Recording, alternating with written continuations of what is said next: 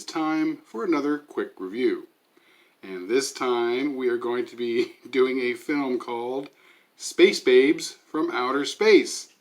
And it's a movie that was made in 2017, and I believe you can check it out on YouTube if you are so inclined, and I'm sure that there's a way that you can go ahead and get a physical copy of this very silly, very strange, very odd, but kind of fun, silly movie. So basically, this is the sort of plot that has been done many times before. Basically, you've got Planet of the Hot Chicks, who are stranded out in outer space because the evil scrotons, or whatever they were called, which are men from their planet, which have de-evolved into a bunch of sort of testicles and taints. It's very strange. Are trying to kill them, so they have a space battle, and their spaceship is damaged, and they have to go to Earth in order to repair it and maybe pick themselves up some hot guys along the way. And the energy that they need for their spaceship is coming from the guys, and it is sexual energy. I think you can pretty much understand where this is going. So yeah, this is a sex farce masquerading as a science fiction movie. There's some boobage, there's some dancing and strip bars scenes, and just general goofiness overall. And for what it is, it's not a bad film. It's kind of fun if you're in the right mood for it. If you're not in the right mood, you're not going to like this film. You may find it even insulting and find a lot of things that's going to bug you, but I think if you were to give it a chance, you might have some fun with it. It's silly, it's juvenile.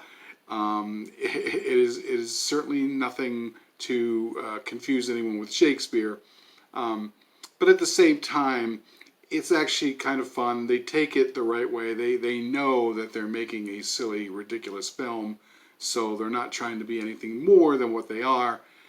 And for the most part, I would say the performances are all pretty good, and that really, really helps. Some of the performances are kind of amateurish, but at least as far as the main people are concerned, they're all pretty good. Some of the lighting wasn't so great, some of the production had some issues, but for the most part, for an indie film, this was pretty much right in the wheelhouse for a lot of folks, and I think a lot of people will enjoy it if they check it out. So let me talk a little bit about some of the people who are involved. Over here I got my IMDb pulled up here. It was directed by Bryan K. Williams, who I guess he's more of an editor than a director, although he has directed a few other things. And I believe he's working on he had put out a very new film called Jesse's Super Normal Regular Average Day, which also is a comedy and which also seems to have a lot of the same people. So that'll be interesting. I'll probably want to go and check that out, because I would say Space Babes from Outer Space was good enough that it makes me curious about some of the other things that they're going to end up doing. So one of the producers and one of the leads is Ellie Church, who's an actress who's been in a bunch of other independent films, including, let's see here, The Girl Who Played with the Dead, Science, Sex, and the Ladies, Frankenstein Created Bikers, that's was a big one for a while, Pit Fire of Hell, Interstellar, Civil Wars, Shadow of the Empire, Dead Bodies in 223, Skeletons in the Closet, and she's also in the new Jesse's Super Normal Regular Average Day. I don't think she actually got naked, perhaps because she's one of the producers, I'm not sure. But this was clearly her kind of piece. She was sort of like the main chick in this. But for the most part, she was good. And her character was, believable and sympathetic. And, she handled the comedy parts rather well, I thought. Then we have Bryan PABA. He was sort of the foil to the other characters.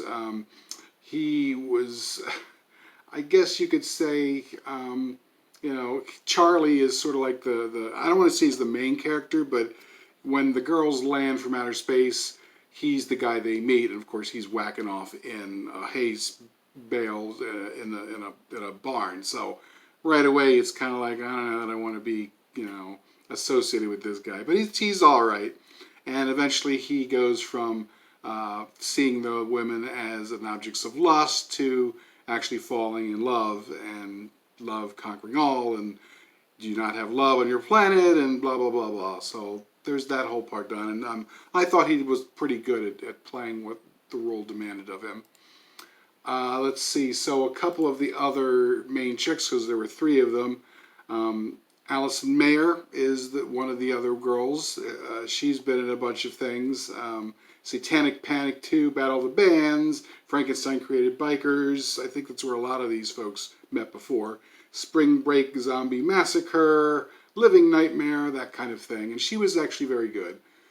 And then the one I really was actually impressed with is Alice Winkler. She was really, really good as far as acting was concerned. She's also super cute and pretty. And, she also got naked, so there's a big plus there too. Because it was a strip bar after all. And she's been in, let's see, she was in Plank Face and Amazon Hotbox, Slaughterhouse Slumber Party. She's also in Jesse's Super Normal Regular Average Day. And it looks like she's in a few other things that are going to come out. The Embalmers, Blacktop Massacre, The Vampire Santa 1, Backwoods Bubba. There you go. So all of these folks seem to have some experience and have a pretty good handle on what they're doing for indie films, and they're all pretty good. And that really, really helped, because if the performances hadn't been as good as they were, this movie would have just stunk, to be perfectly honest. Because it would have, it didn't break any new ground with as far as this kind of sexy, erotic alien landing on Earth kind of a thing. But so while the story itself wasn't particularly new, at least the performances were good, and that was a big help. So as I said, you can see this on Facebook, or not on Facebook, on YouTube, and you can most likely get your Who's on a physical copy somewhere. You might want to check Amazon for that. And it's probably worth sniffing out and checking out. And like I said, I will probably be looking at some of these other films just to see where they're going, because even though it had some flaws, it was actually kind of a fun little movie. So there you go. So I think that's it for this time for our quick review. And the Moo Cow says check it out. See you next time. Bye.